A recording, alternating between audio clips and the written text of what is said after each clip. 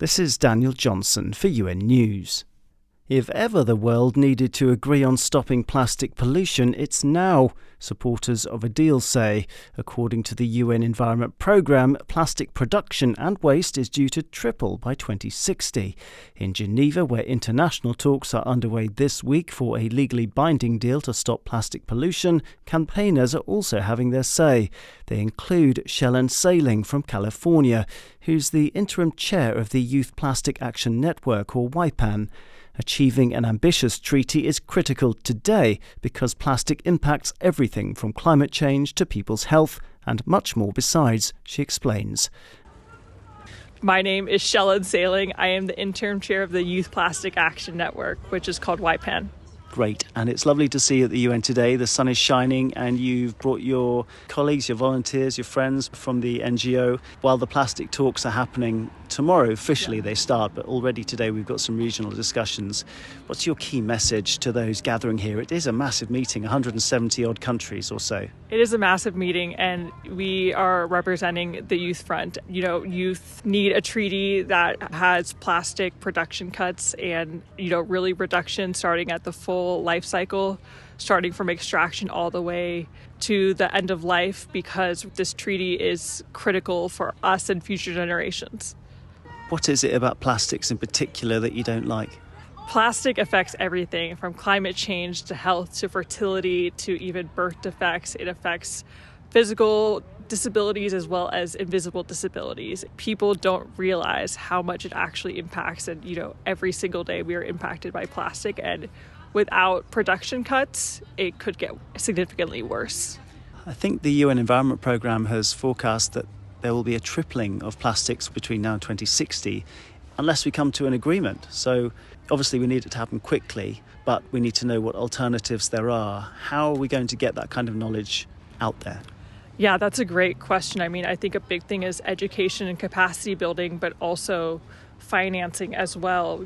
It's no secret that we don't have all the answers right now to really how we're going to replace the single-use plastic and plastic that we are potentially going to eliminate, which is why it's critical for, to financing innovation as well. And the youth voice is as important, if not more important than ever, in creating this path forward.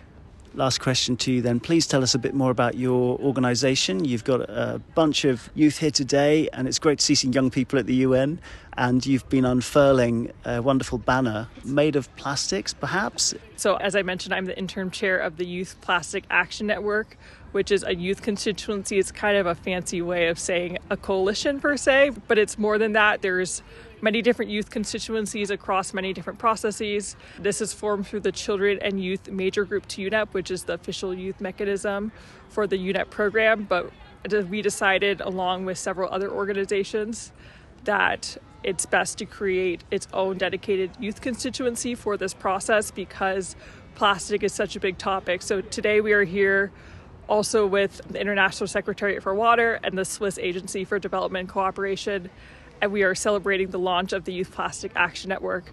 The plastic actually comes from rivers of Bali, where a lot of the waste is dumped from the global north, and it simply has been all over the world. It's been to COP29, it's been to the beaches of Bali, as we are water, and it's also now here in the Palais des Nations at the United Nations in Geneva. One thing, I think I was reading the preamble to the agreement that member states are thinking about signing in the next 10 days or so, and I don't think they're going to allow other countries to shift their waste to other places. So hopefully that's one good thing that might come out of this agreement. Hopefully that would be a great win. I think we need an as ambitious treaty as possible, but even that, I think there's still a bigger discussion and more education to have about the waste trade. A lot of people from the global north don't know that their waste is even exported to these countries and to places where they can barely handle their own waste as it is. Thank you so much for coming to see us, and I hope that you feel that your voice is being heard. Yeah, I would say it's a challenging process for youth, and we've had an uphill battle, but I definitely think that there's, in particular, different, especially some groups like the European Union and AOSIS, and as well as GRULAC, that are very much attentive and made sure the youth voices are heard, and the High Ambition Coalition as well.